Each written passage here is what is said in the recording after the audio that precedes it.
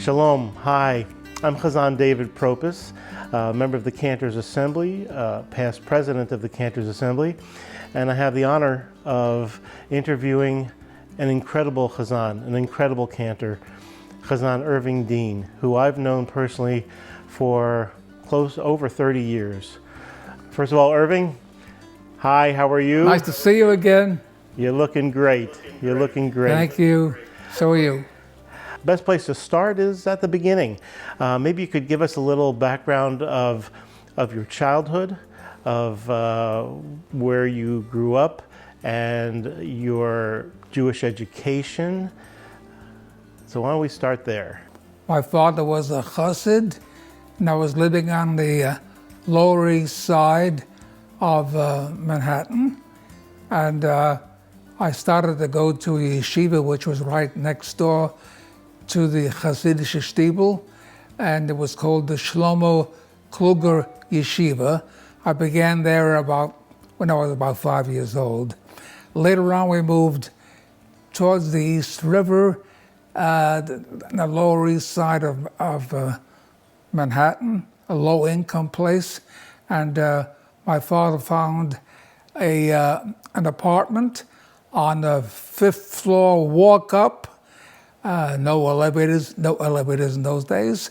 And so if you had any thing to bring up, like groceries, you had to walk up 5 flights. That's how it was in those days. Later on, of course, as I got older, things changed, and I tried to find some kind of a work or something.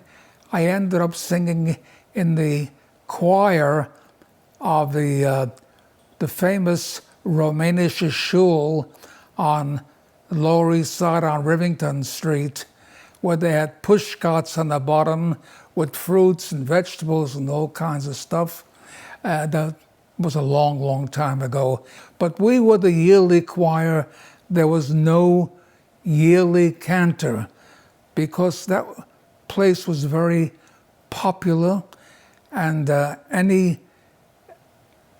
cantor that came in from Europe wanted publicity. He knew where to come to the Romanian shul, and so they came usually during the week and rehearsed something, a few prayers with the altos. And by that time, I had already been reading some music, because I was studying with the Chazan Bakon. And so I was reading some music already, and the choir leader, he relied on me because he knew I could read music. And the altos sort of hung around me and listened, and I was actually reading the music myself, because I was pretty good in sight reading by that time.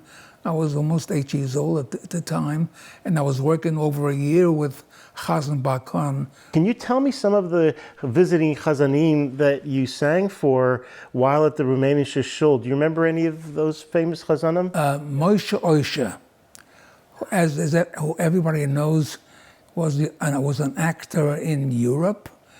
And he came from a very fine background. There were cantors and rabbis in his family, but he seemed to be going the other way. He wanted to be an actor. So did you ever have the opportunity to sing with Moshe Oisher? Yeah, what happened later on, when he finally came to the United States, the Romanian shul hired him. They hired him for the high holidays. And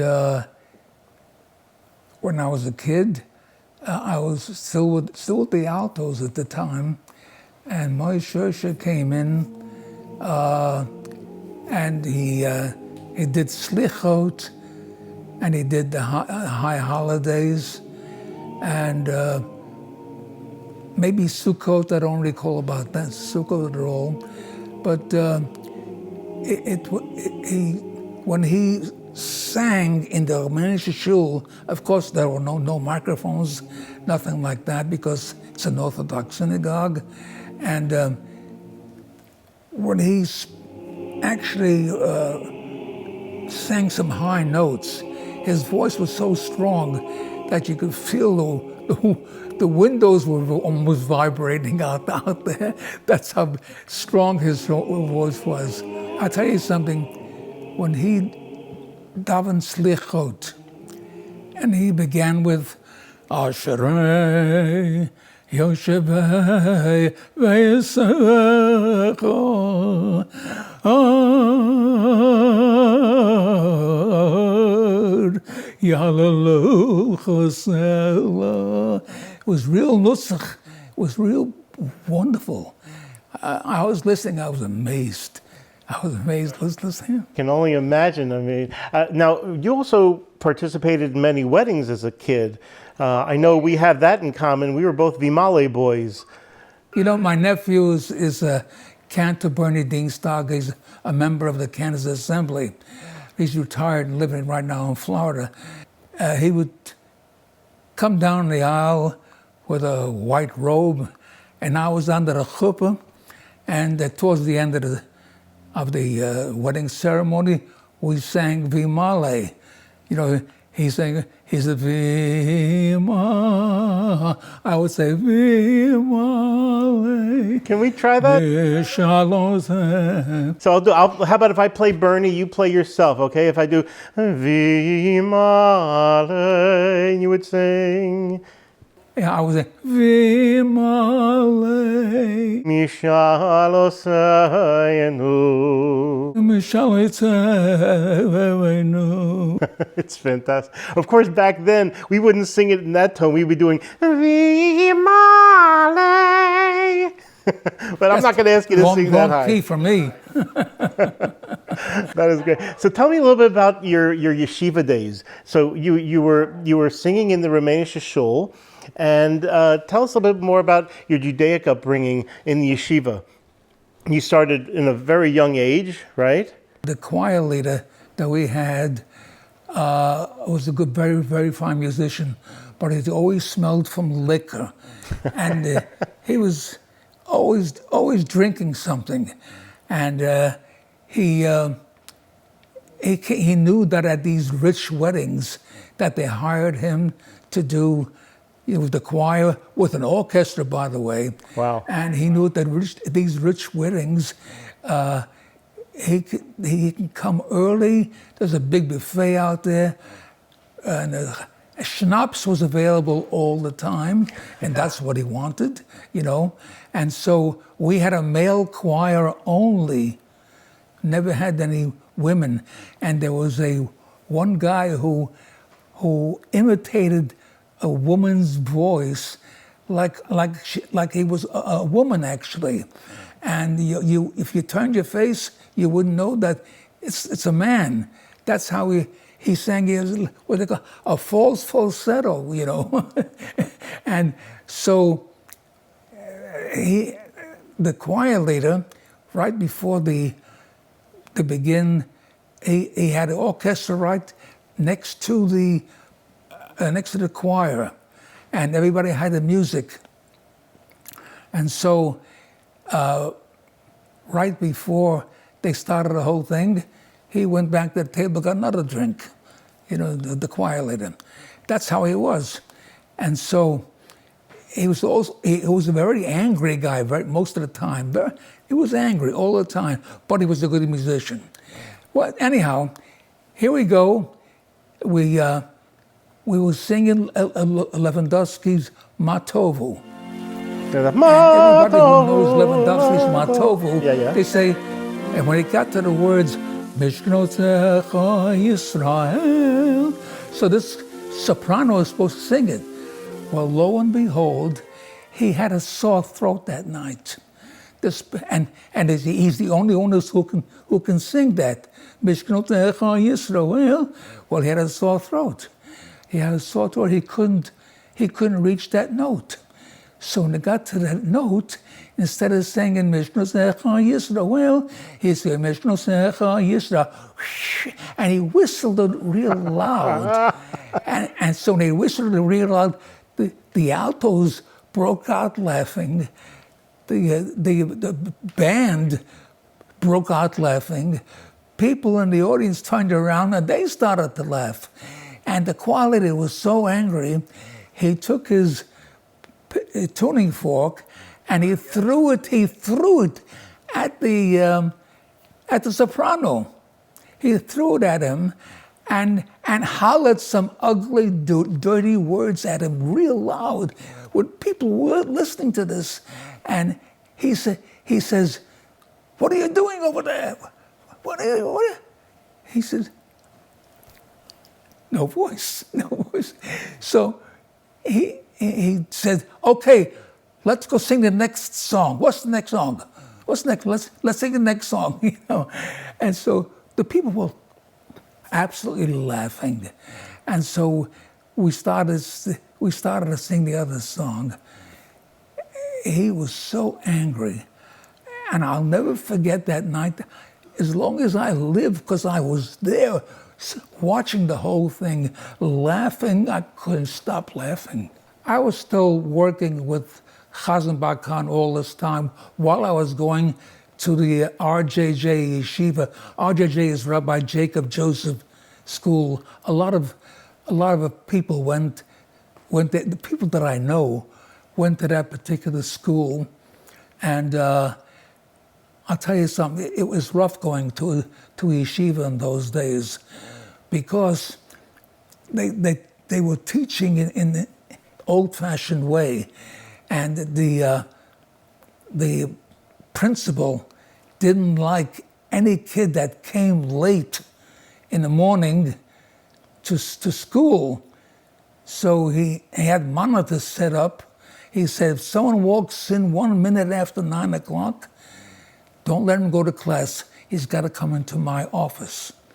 Well, when you go into his office, you knew he had a ruler this big, this thick.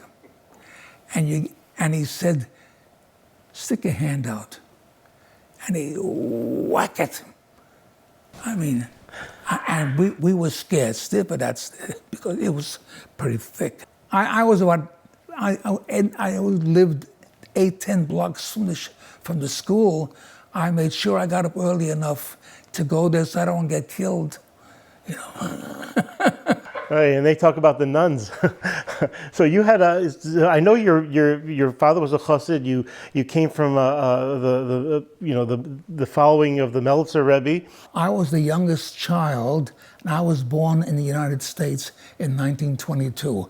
I had 4 older brothers who were all born in Europe, and the family was afraid that the Russians who were looking for boys to draft into their army, the family was afraid that these 4 boys are going to be drafted. So they found a way to sneak out of Russia into Poland. So you when were you drafted in the army? How old were you when you this is before World War II, during World War II? When I was drafted in the army, I must have been somewhere near 21 or something like that. 21. So, and they took me to Fort Dix, New Jersey, first to acquaint you with the army and that was your boot camp and things like that, and then they brought us to New York, and we got on a British ship. It was called HMS Arundel Castle, His Majesty's ship, Arundel Castle. That used to be a cruise ship for England, and a very big ship, by the way. And they converted the whole thing to bunks, thousands of bunks, on a big cruise ship. They had bunks on top and bunks on the bottom and they could put thousands of soldiers in one ship. That's how big it was, in one ship.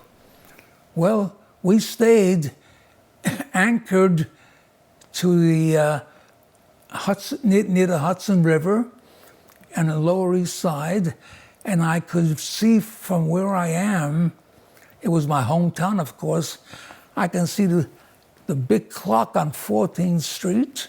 I used to walk by it all the time. It was very, very high. And as I said to myself, my God, this is the first night of Passover.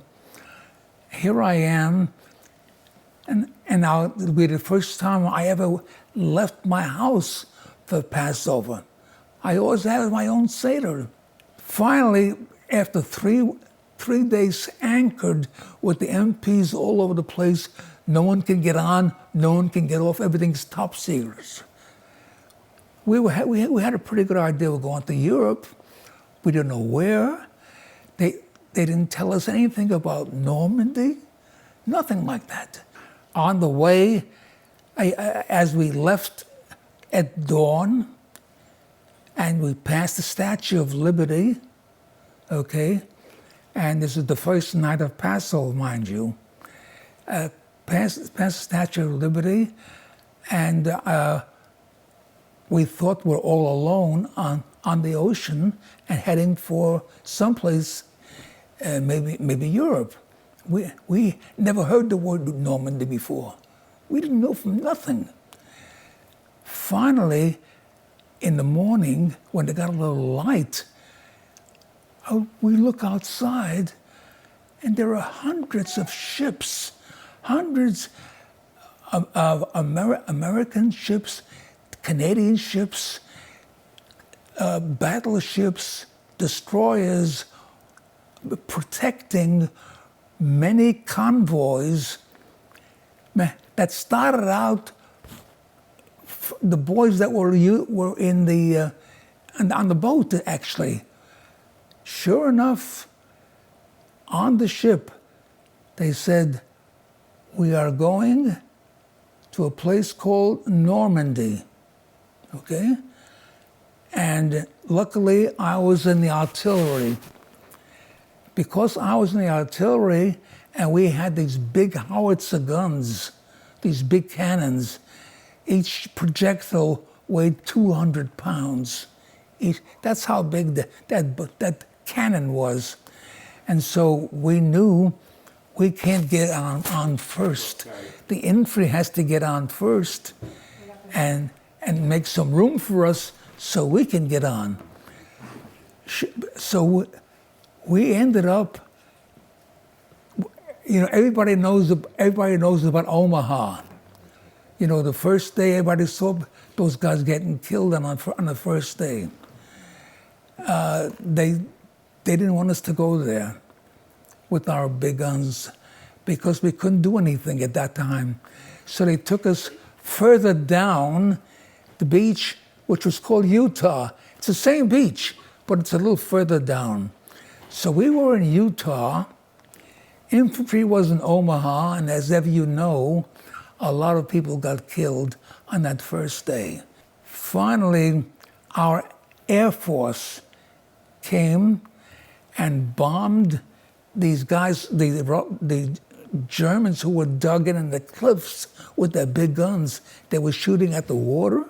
They were shooting at any boat they can sink. In fact, we saw several times a big splash in the ocean not too far from us. They were trying to sink some of our boats. We were firing back. The Air Force came and hit them from the top. And when they hit them from the top, and we were already in these famous Higgin boats that opens in the front. And while they were busy, we got to the beach. The door opened in the front, and we, as fast as we could, we got closer to the cliffs so we could be free from being hit. because they couldn't, you can't move very fast. By the way, the cannons that we had was so heavy, it had to be pulled by something that looked like a tank. It looked like a tank because they had the same tracks as a tank, as same size, but it was a place for us to sit on top. We had room to sit on top. I was part of a gun crew. The gun crew was about maybe 6 people or something like that. I had a special duty to do on the gun crew. Everybody had the special duty. We knew our job. Excuse me.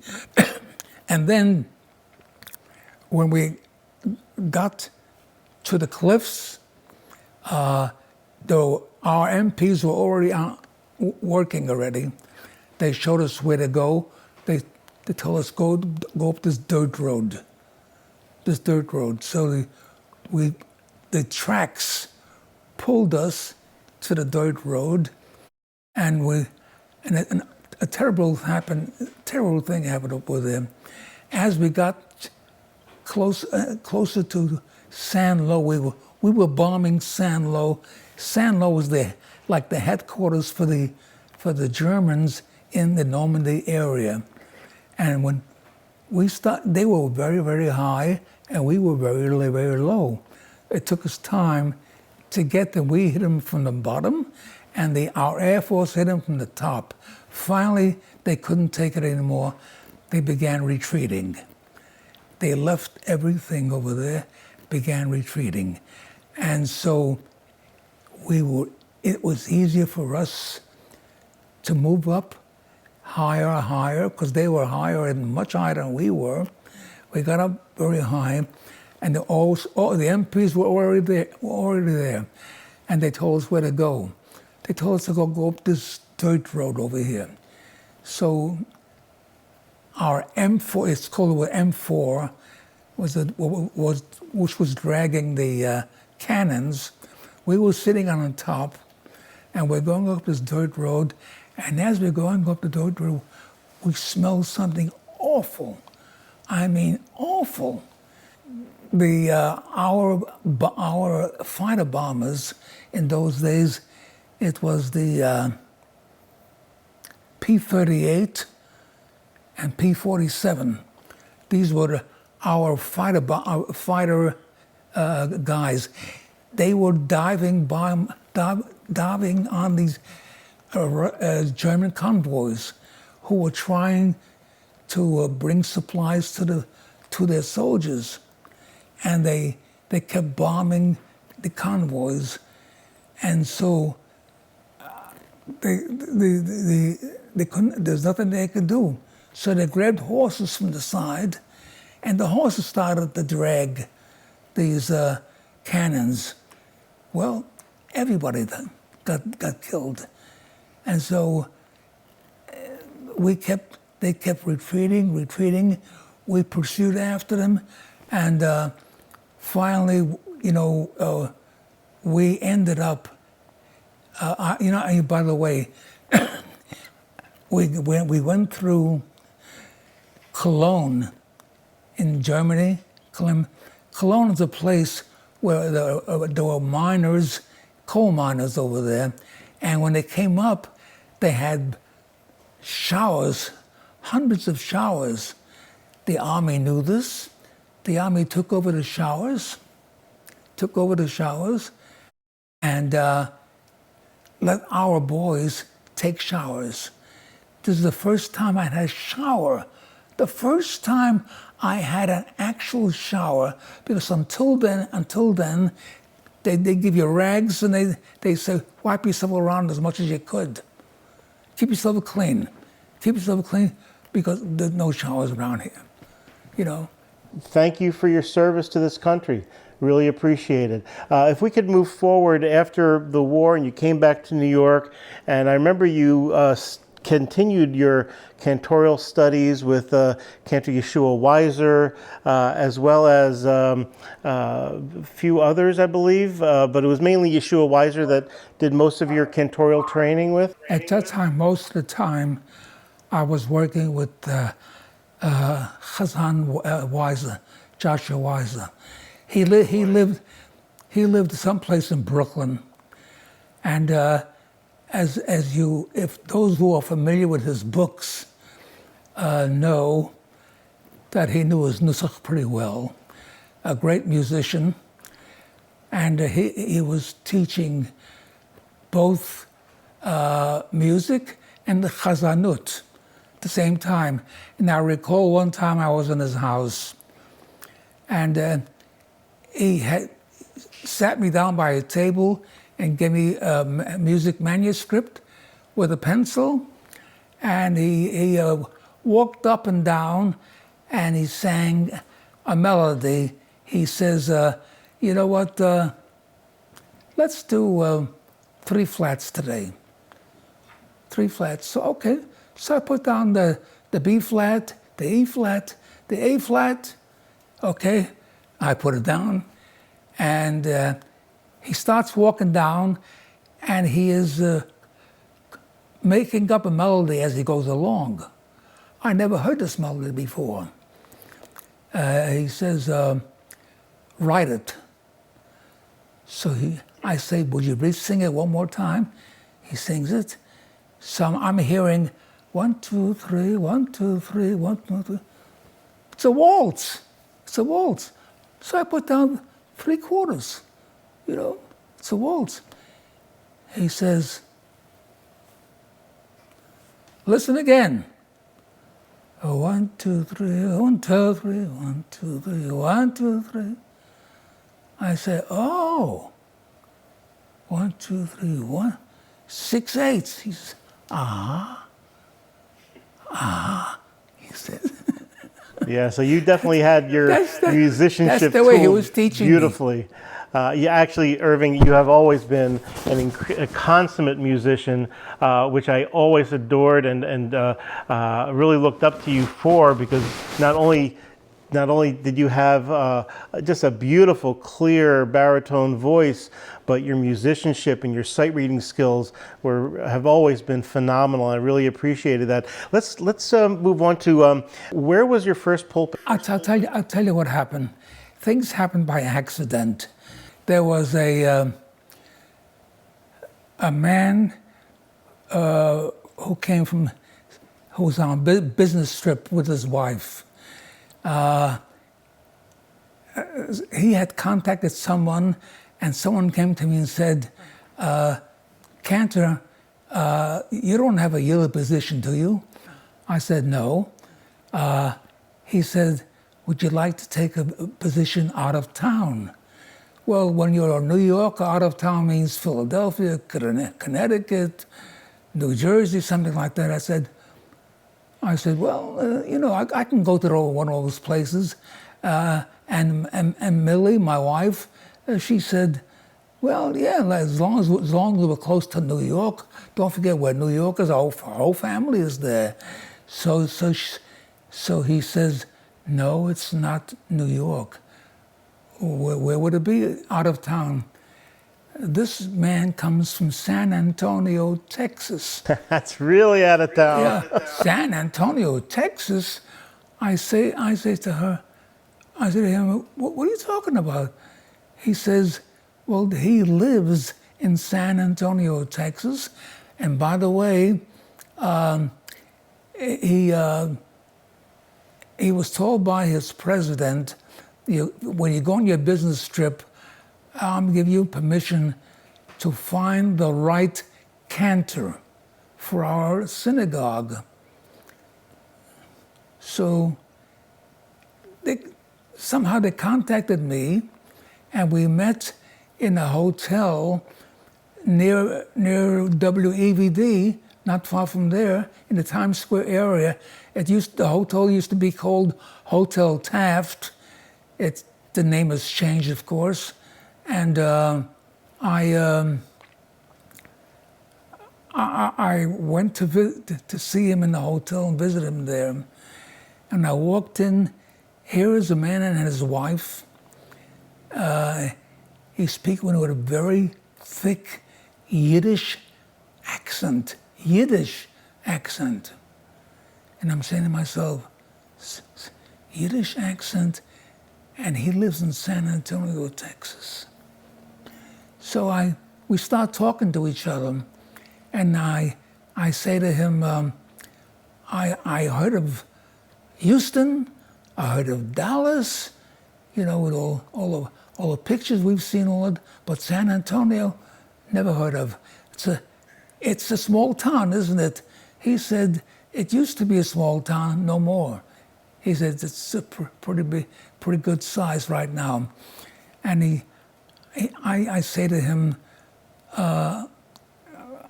you've been there for a long time? Oh, for a long time. I say, how many Jews are there?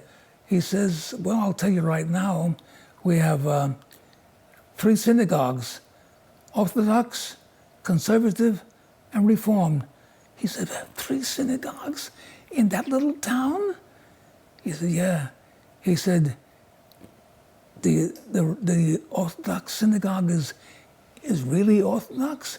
He said, Rabbi Jonah Kaplan, who got a smicha from Yeshiva University, he took this position several years ago.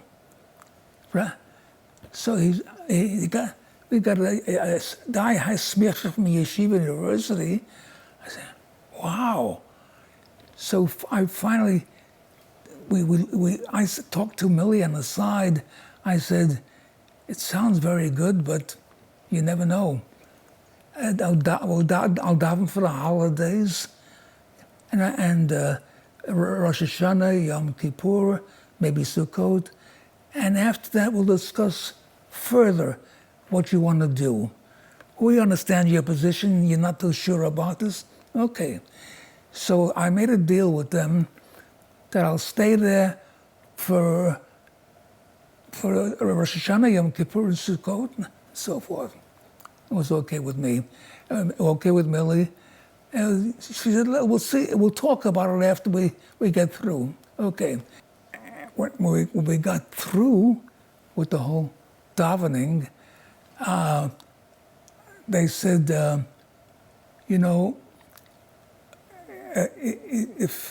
if you like us and we like you, why don't we make some kind of a deal, Millie and I said to each other, it looks very, very nice. And let's see what happens, We like what we saw so far. The San Antonio seems to be a very vibrant community. We didn't realize that. After 1 year was up, Millie and myself, we were discussing this. Is this a place to raise children this far away from our family, which is way back in New York someplace? Is it a nice place to work? Of course, it's nice to get away from the tumult, from the subways and the schmutz. That's good. But I'm wondering about the future. So we said, you know what? We're going to try it out for 1 year. 1 year, we'll make a deal. And we made a deal for 1 year. And after the year was up, we said we like it. We would like to stay if you want us. We made a deal with them. I stayed there for 10 years, from 1950 to 1960. 1960, I came to Houston. And of course, it was a better deal for me in Houston. They gave me more money. And not only that, they gave us a house with rent free. It was very nice. Originally they were thinking of giving me a building for for me and Rabbi Radinsky at the time. No, Rabbi Schwartzman, I'm sorry. Rabbi Schwartzman at the time. They wanted to build a three-bedroom house. But I found out that Millie's mother lives with her all the time. And so they said, okay, then we'll build an extra room for your mother, for Millie's mother. They were very, very nice. Built a room for herself, okay, bathrooms and all that. It was a big house. You have 3 children. Ronnie, your eldest, was born in New York before you came to San Antonio. Correct. And then correct. Debbie, your middle, and Sherry, your youngest, were born in San Antonio. And I know that you stayed there for 10 years and then came to Houston. So when you came in 1960 to Houston, and then the congregations merged to a United Orthodox Synagogue, I believe 3 synagogues together. And I remember you told me you did serve with Rabbi Schwartzman and then Rabbi Radinsky, who then assumed the pulpit. To give context to the story, when I first met you, it was back in 1983 when I first started as a cantor in Houston. You were obviously very well established, and I would probably say that your last name was perfect for you because we really considered you as the dean of the cantorate in Houston. And some of the things that I learned from you, not only great chazonis, not only great musicianship, but your incredible heart and your humbleness. And there were many stories we can relate to, but one really in particular stands out and tells what kind of a man you are and your convictions. You grew up Orthodox. You've always been an Orthodox Jew. Right. You loved your Yiddishkeit and you loved chazonis. But there came a point in time where we would have annual cantorial concerts. And one of our cantors was a female cantor from a Reformed temple, Cantor Sharon Kahn. And Correct. we were very timid because we didn't know how you would react. Wanted to know if you would do a duet with Cantor Kahn. And you said, sure. And it turns out that was one of the first duets that an Orthodox cantor did with a female Reform cantor. And that was back in the 80s. And you were not only a trendsetter, but it just showed the character that you had. And I don't mean to ramble about this, but that was a point in time that really taught me an incredible lesson about you and about chazonis. And I just wanted to thank you for being that kind of a trailblazer. Now, we've done lots of concerts together. We've sung together many, many times. You've done a beautiful recording, a CD of some of your compositions that you wrote. One of which I think was called Israel Forever, and we included that on the CD project, I believe. Correct. And the other one had to do with the spirit of the Jewish wedding. Right. In the spirit of the Jewish wedding and spirit of Israel that I had the good fortune of producing. And I remember it was just such a beautiful recording that you did. And our friend, Dr. Rob Zerwin, who accompanied you beautifully. It was just a wonderful, wonderful treat. I just had a couple other questions about when you were in Houston, you also continued to always write music. And I remember you wrote a lot of rewrote music that would have better arrangements for us in our concerts. And I remember we would do lots of duets that you arranged, and I really appreciated that. And throughout that time, you kept a lot of your music, and it was just beautifully written. And I wanted to thank you so much for deciding to continue and to share that legacy of your music with the Cantor's Assembly. I know recently you decided to donate your entire composition works to the Cantor's Assembly, and I can't thank you enough for that. Reflecting back on your career, and I know you hosted many world-class cantors at your synagogue, from Yaakov Motzin, Ben Susan, Ben Sion Miller, David Bagley. With an orchestra. He came with With orchestra, of course. He came with musicians, and I picked up. He came with his music, and I picked up the musicians, the best musician locally, and he came with his music. We rehearsed one time. It was fine. I did a couple of duets with him, and he sang by himself beautifully. He was great. If you ever heard Bagley in person, and I heard him once at Grossinger's. At Grossinger's. Yeah, and Grossinger's. I would listen to him all the time as a kid, and actually had the good fortune of being on the same stage with him at the Mann Auditorium in Israel. And I think that's when he gave me his piece Ani Mamin that I got to sing at Carnegie Hall. He was incredible. I remember one concert in particular when you hosted Herschel and Judy Fox from Los Angeles. And they're great. They are so talented, funny, personable.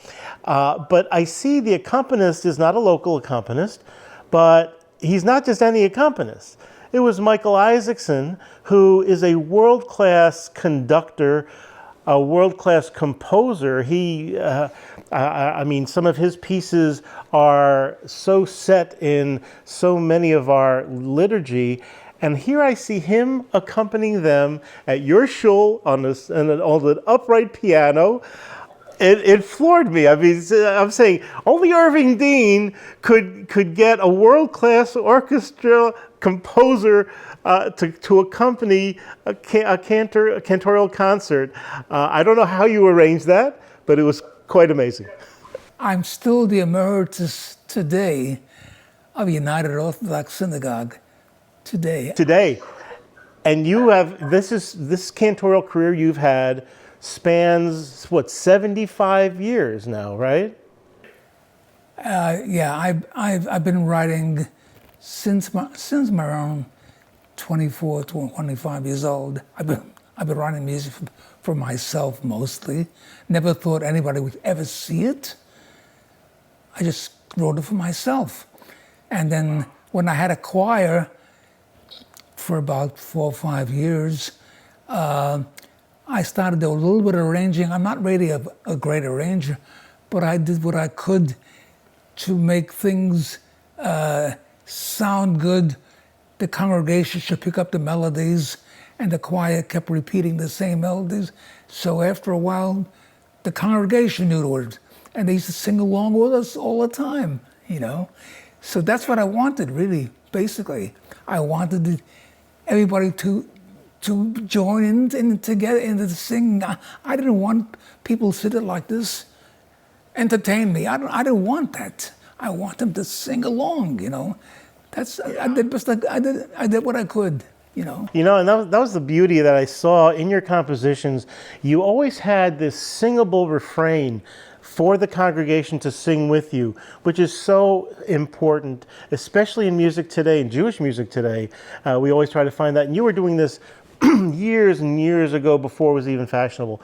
Once somebody asked me to sum up what kind of person Irving Dean is, it's only one word I can think of: a mensch. You're a mensch, in the greatest sense. And I just wanted to thank you for that. If I put you on the spot, Irving, and asked you, out of the thousands and thousands of pieces you've sung, if there's a melody or a melody line that is your all-time favorite, what would you sing for me?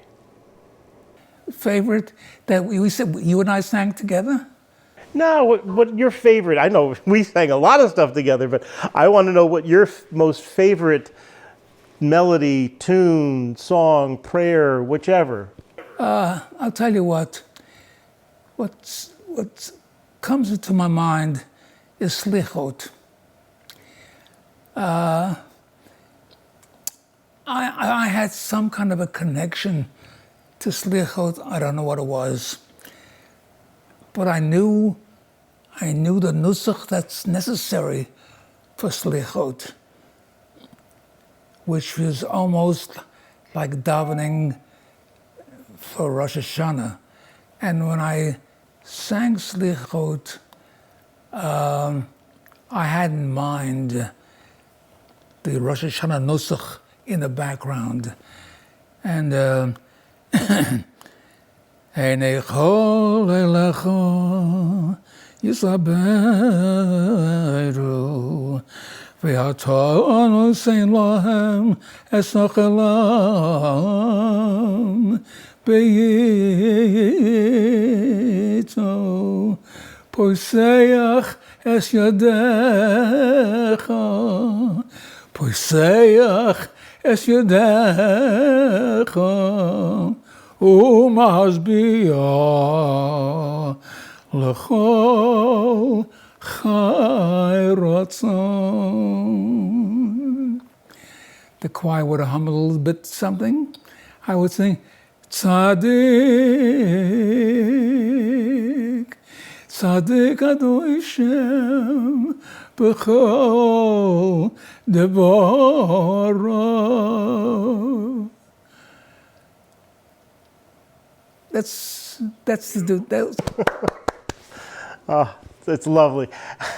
You know, I don't think people who are watching this realize, is it okay if I say your age, Irving? Is that okay? I'm 98. Who's going to say something different? I look like 106, but I'm only 98. And you sound so beautiful. 98 years old. God bless you. God bless you. I'm telling you, just when I chant this ashrei, this coming slichot, I will be thinking of you, and in that nusach, I will be remembering what you just sang for us. I can't thank you enough. Any other things you'd like to share with us? I'm just saying, when I have time today, even, and I feel good, and I get an idea, I sit down for a half hour, 45 minutes, as long as I can handle it, and I begin writing something, and if I like it, I'll develop. If not, I just throw it away, go to the next, try it again. And I keep throwing it away until I find what I want. When I find what I want, I said, oh, this is good. I mean, the fact that you were singing on WAVD, gosh, I remember hearing, what was it, Joe and Paul Lafaganigen, Asut, Akot, Agabadin. Those are just the commercials that were written. They were just so beautiful. You know, they changed their name to Three Lucky Sevens. From World Clothing Exchange, it became Three Lucky Sevens. Now, didn't you write I'm sorry, you wrote a song for them, Only You, wasn't it called? Yeah, it so happens I tried to do some secular stuff.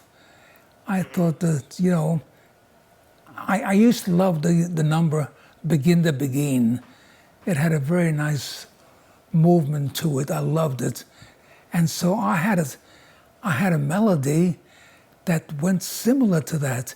You know, begin, when they begin, the begin. I sing, da-da-da, da-da-da-da-da-da. That's what my melody. Da-da-da-da-da-da, bum, bum, bum, bum. Vic Damone was supposed to sing this song. He was working on it. And then the time came he was out of the army. And so it's a matter of him re-enlisting or getting out of the army. I'm getting out, he said. Yeah. You know, I happen to have that recording right here. Hang on. Maybe I can play it so we can hear it.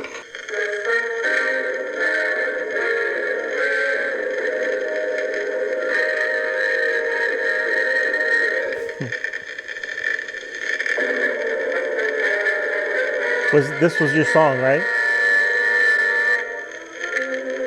is Sergeant Roy Howard inviting you to join Ray Marco and the band as they open our program with a new song by Cantor, Irving, Only You.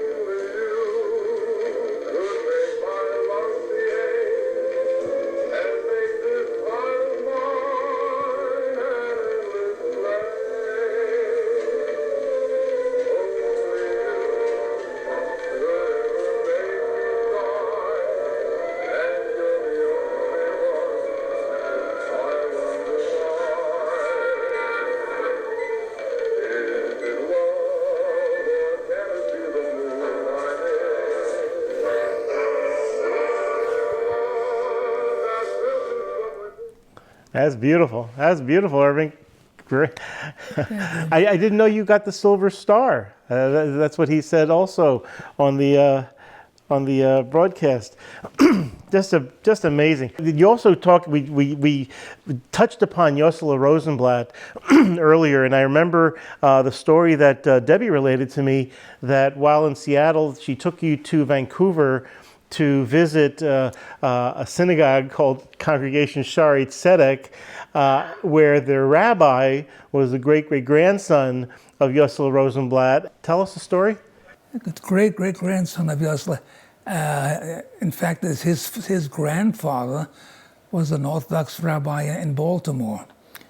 That's his grandfather was the son of Ursula Rosenblatt. So when he said to me, everybody talks about my grandfather's famous piece, Tal, the Tal that he wrote for Passover. And I said, he says to me, do you know it?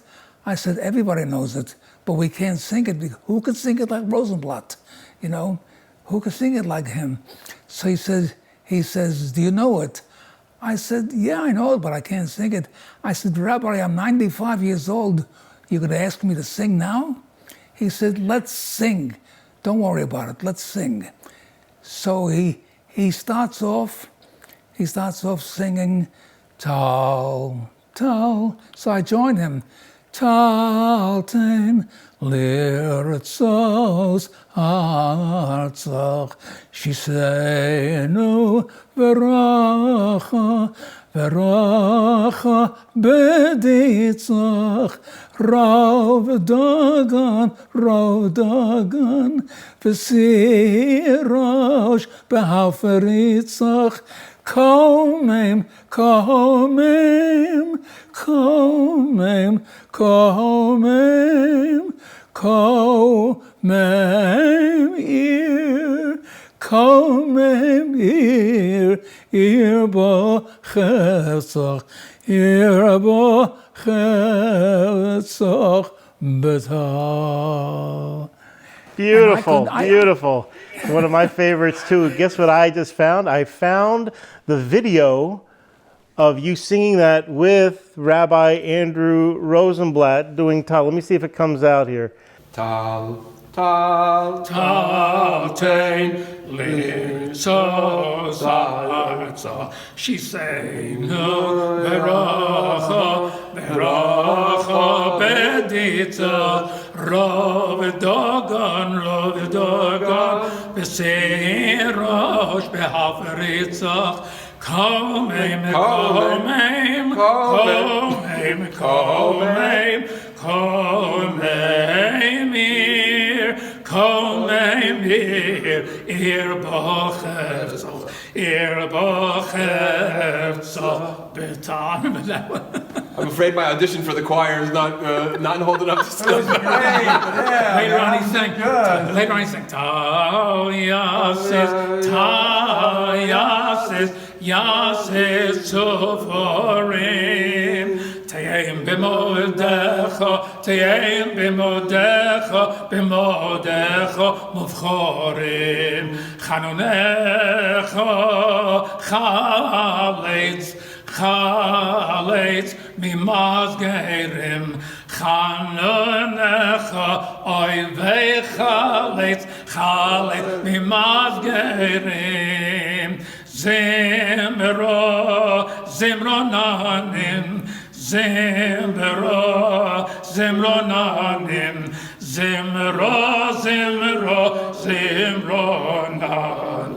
V'kol norim betol, V'kol norim betol. I remember that.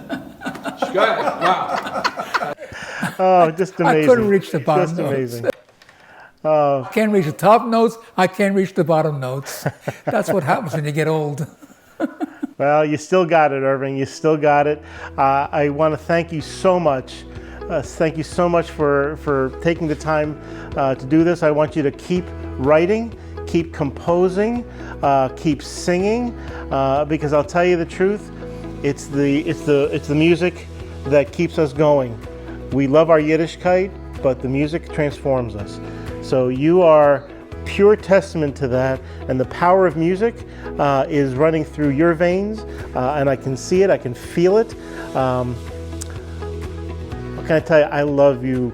I love you, Irving. Thank you. You are I just have an amazing advice man. for everybody. Never retire. Never retire. Never retire. You're right. If you retire, that means you say you're going to the cemetery. Don't ever retire.